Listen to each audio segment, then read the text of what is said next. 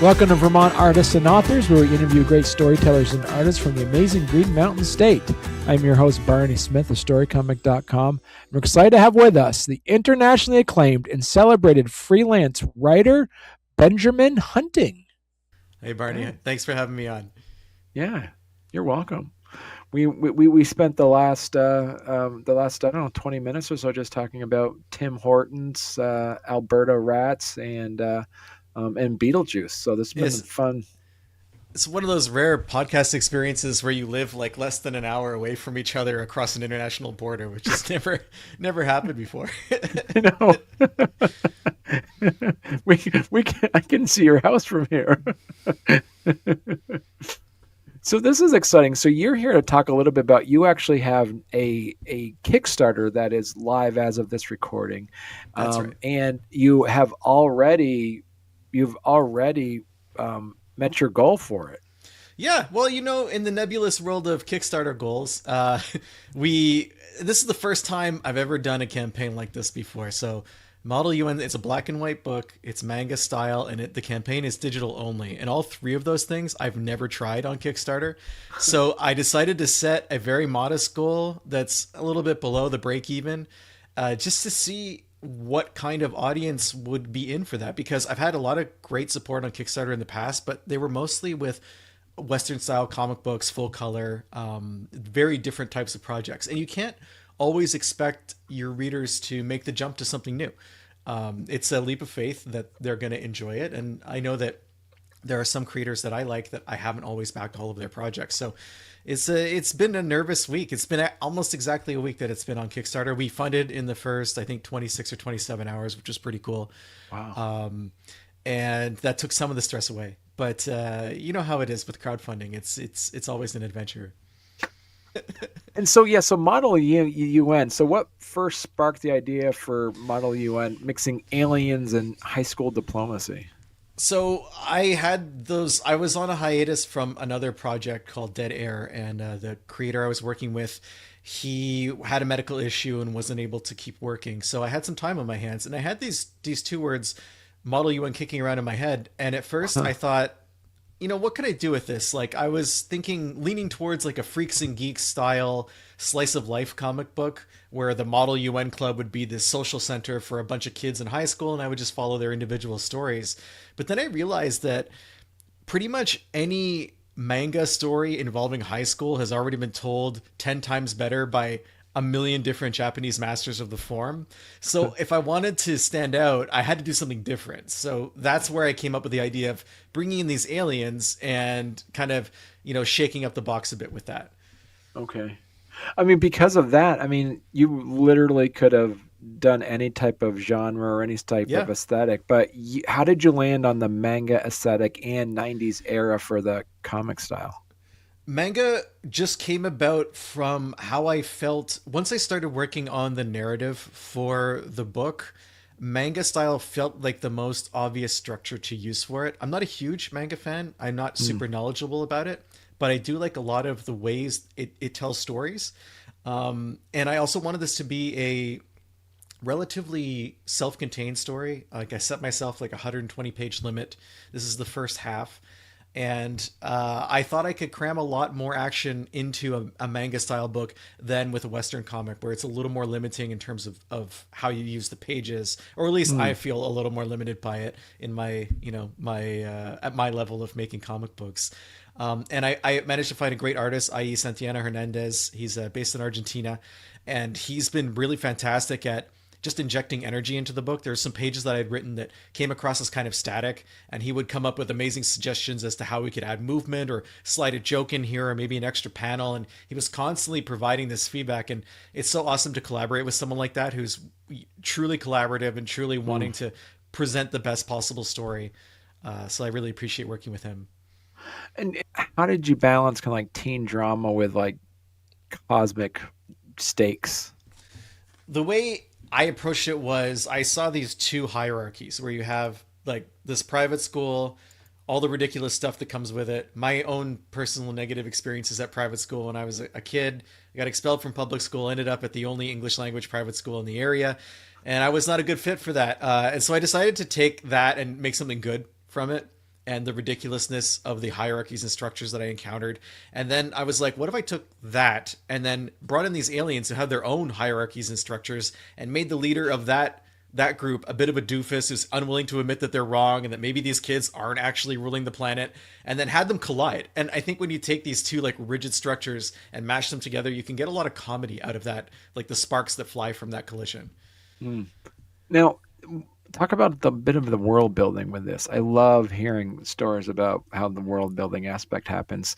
Did any aspect, either like the Earth side of the world building or the school side of things, or like the alien culture side of things, which one did you find more exciting and engaging to flesh out? I think the school one was more engaging for me because I was really drawing from personal experience. And you had asked earlier about why the 90s. That's when I was in high school, but I also really like that era for how technology is used and how it isn't used, in the sense that, I could make this world where these kids didn't have access to Wikipedia. They didn't have cell phones with them all the time. If they were in a stressful situation, they couldn't easily call for help. They couldn't easily find the answers to whatever they were looking for, kind of stranded on their own. There is an internet, but you're going to have to dial up, and maybe there's one computer in the library kind of thing. And if someone's in trouble, they can't just call for help. And I think a lot about a lot of plot lines from 90s era TV shows like Buffy the Vampire Slayer, a show I loved. And if that had been made today, so many of those plots would have been, oh no, people are in trouble. We can't find Buffy. What do we do? In 2025, you would just call Buffy or you would text Buffy and the show would be over in 10 to 15 minutes. So it offers you a different tool set for telling a story when you go back to that time. And yet it's not primitive in the sense, primitive is a weird word to use. It's not old school enough that there are still computers. So these kids see aliens, and if the aliens hand them a tablet or show them a screen, they're not going to lose their minds, kind of deal.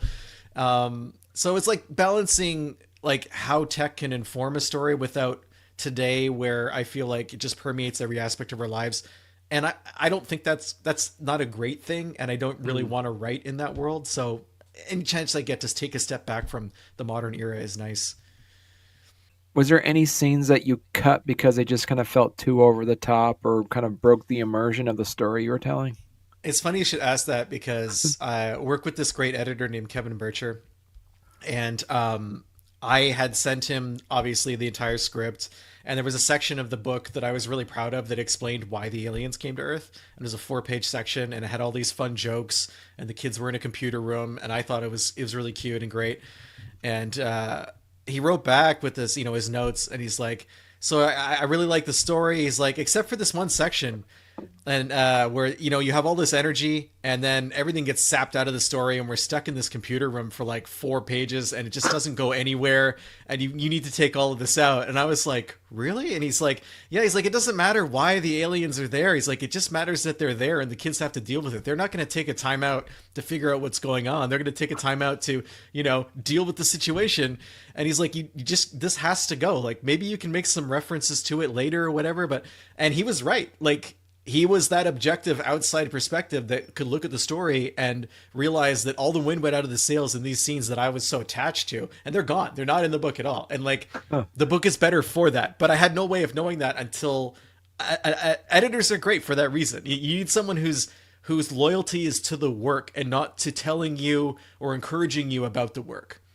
Those are two really different things. Like, you can have a first reader or friends who are reading your books, and they're gonna want to encourage you and be like, "Hey, I enjoyed this. Like, this is great. That was great." But you also need someone who's going to be like, "Hey, I'm glad that you're doing this, but here's how it can be better."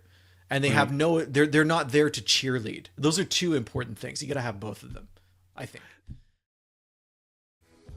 Well, hey there. If you're enjoying our podcast, don't forget to subscribe on YouTube or leave us a 5-star review on your favorite podcast platform. Your support means the world to us and helps us keep this show going. We love hearing from you, so any feedback is welcome. And thank you for being a part of our podcast family and for all your support. It truly means a lot to us. You've had some successful Kickstarters. You've had 5 successful Kickstarters in the past already, with Code 45 and also, as you mentioned earlier, Dead Air. What were some of the lessons you learned from those previous Kickstarters that you were able to get this Kickstarter 95% funded within 24 hours. There are not a lot of parallels because this is the first time I'm going digital only because right Mm, now it's impossible to ship anything across the US border. And that's where 80% of my readership is. So I didn't want to have anyone stuck with an unexpected large customs or tariffs bill. And it's just not possible. I mean, you're well aware of how things are changing weekly on that situation, and right. it's not possible to plan it. And in the past, my Kickstarter rewards were often things like original art or art prints, or we had 3D printed stuff and pins and buttons and all sorts of ephemera that were world building in that way. And I couldn't do any of that this time. And so this is really, it feels like a bare bones Kickstarter, and it also feels a little bit like starting from zero, which is super strange to have it like, I think my first Kickstarter was in 2020. And as you mentioned, like they've gone very well. We've been very lucky and well supported. But like I'm doing this dual thing of like digital only plus manga, and I the goal is modest, and I'm happy to get the book into the hands of readers and build on that for the second campaign. And who knows in the future if things are less chaotic on the tariffs front, it might be possible to do a collected version in print, which I would really like. But I can't, commit to that either way at this time, which is pretty frustrating. But again, challenges make you grow. I've learned a Right. lot doing the manga. Like it's a totally different way. Well, not totally, but very different way to tell stories. And Santiana Hernandez has been really good about helping me with the visual vocabulary of that because it is quite different from a traditional comic book, or I guess a Western comic book. It's weird to use the term Western. I feel like I don't have another good term for that. Like, but What's your approach then to pacing? How do you kind of like do that fast action versus those slower emotional beats when it comes to keeping that rhythm going throughout the story? I think that's a good question. The pacing for me in this book, I want to do it in 120 pages, and as a result, I realize that when I'm developing character, I have to do it within the narrative. Mm, I'm not able to like take a time out from the story and like delve into the past of a character or have a flashback or maybe even an aside where you have characters that are doing something that is not necessarily moving the plot forward. And that was something new for me because in other books I did have that space and the ability to do that. So that changed how I managed time in the book, and it changed how the pacing of the book was because it kind of feels like it's constantly propulsive as a result. Because there are not really any breaks. I mean, you're moving from the perspective of the kids in the school, and you move to the perspective of the aliens, and you have the tension of that for the reader. But there's within those worlds, like everything that's happening, it's fairly real time, and so you're getting to know the characters as they're responding to what's happening around them, which is an interesting way to develop characters. Because one of the things I enjoyed about writing the story is finding out who the characters were when they were exposed to a stressful event like this. And when you're a mm, kid, when you're a teenager, you don't necessarily present yourself to the world as you feel inside. And in a stressful situation, you can see either the veneer that you're presenting to the world stripped away and you become who you are, or you get pushed back further inside of that, or you discover something about yourself you didn't know at all. And mm. leaders become leaders, and people who thought they were leaders maybe take a step back. And that was a cool way to develop character as well within the tension of the story. Now, looking at your some of your rewards, as I say, you are able to pivot really well on what you can do purely digital. So all of your you still have 4 tiers of rewards, but all of them are digital. Yeah. That's wow. Uh, The most interesting one I think for me is the script and the layout because in addition to the layouts that Santiago Hernandez provided, there's also alternative layouts that didn't make it into the book because he often had different ideas for pages that he wanted to run by me, and the way we communicated was primarily over email, which is something new for me. Previously, like most of the creators I had worked with, that I knew them personally, so the relationship was more of a one-on-one thing, and we have video calls and phone calls and whatnot. But working more long distance, this was how we did it. So I'm including a lot of those alternative layouts and then discussing why they weren't selected, because sometimes you can have two really good pages but you can only put one in the book, mm, and it's tough to decide, well, which one serves the story better. So that's I think the most intriguing rewards tier for me. Whether you want to make a comic book yourself and you haven't done it yet, and you're curious about the process, or whether you just want to see how other people come up with stories and layouts. Right. And people also can get some of your other digital comics as well. Yeah, I have the Code 45 graphic novel, the first book that came out on Scout Comics after we kickstarted it. I can't recommend anyone put a book out with Scout Comics. It was not a positive experience, and unfortunately, there are a lot of other creators in the same position. Then we have a digital comics mega pack, which is 9 other independent creators who volunteered either full works or first issues or a couple of issues from their stories, and you can get a taste for what they're doing. This is because your other series that we mentioned too, of like Code 45 Yes. and Dead Air. You have other series of these. Is we're going to see Model UN as another one of your continuing series? No, I really think this is a self-contained story. That's Okay. how it feels in my head. I've got most of the second half of the book sketched out at this point. I hope to have the second half complete by spring of next year. That's kind of my goal. The first Hmm. half right now is done. All the art, all the lettering, it's ready to go. So once the campaign's over and Kickstarter sends those funds over, it goes out the door. This will, you know, fulfillment is always the hardest part of any campaign, except when you're digital only, where I'm just basically going to be clicking mouse buttons, which is such a strange move away from like having 500 packages in my office that I have to lug out to the car and then get them to the depot and that kind of thing. So at least there's that light at the end of the tunnel. If someone's watching this 3 years from now, and they're like, "Oh, biscuits! I missed the Model UN Kickstarter. There's no way I'm ever going to read this." Well, actually, there is. If somebody is watching this 3 years from now, how can they get their hands on a Model UN comic? They can go to benjaminhunting.com, or they can still go to modeluncomic.com, because that will always point to where you can find the book. Right now it's pointing to the Kickstarter. Okay. But in the future, wherever that book is being sold, that's where you'll find it. And it's the same Wow. for my previous Okay. books, Code 45 comic, or sorry, code-45.com and deadaircomic.com. They point to where you can get the books, which is currently, I have a shop set up on my website for my freelance writing, where I talk about, cars, music, and comic books, which are most of the beats that I cover. Yeah, because like I said, you are a freelance writer. You Yeah. do articles as well. Yeah, primarily automotive. Lots of automotive stuff. Okay. And all that can be found at benjaminhunting.com. And right Yeah. there, you'll have like a list of all your comics, Code Yep, 45. they each have their own page, and I've got ephemera and whatnot explaining what they do. Those are the some of the outlets that I've worked for in the past. Right. Perfect. Listen, Benjamin, you're gonna have to come back on when you have another comic coming out. This is a Sounds this good to is me. exciting. I appreciate you taking the time to have me on, and it's Yeah, fun to absolutely. it's fun to connect with someone who's essentially local. Like it's, Exactly. I think a lot of people forget that about community in Canada and the United States.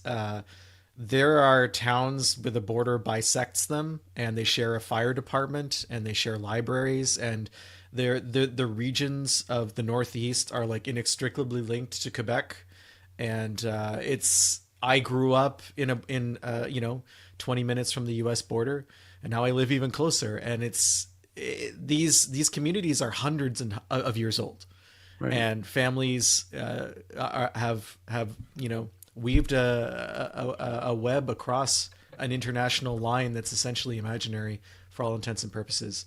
So it's nice to connect about that. Yeah, and there's actually what that Derby line there actually has to share the same library. Yep, the Haskell Yeah. Hill and the Opera Yeah. House as well. Yep. Yeah.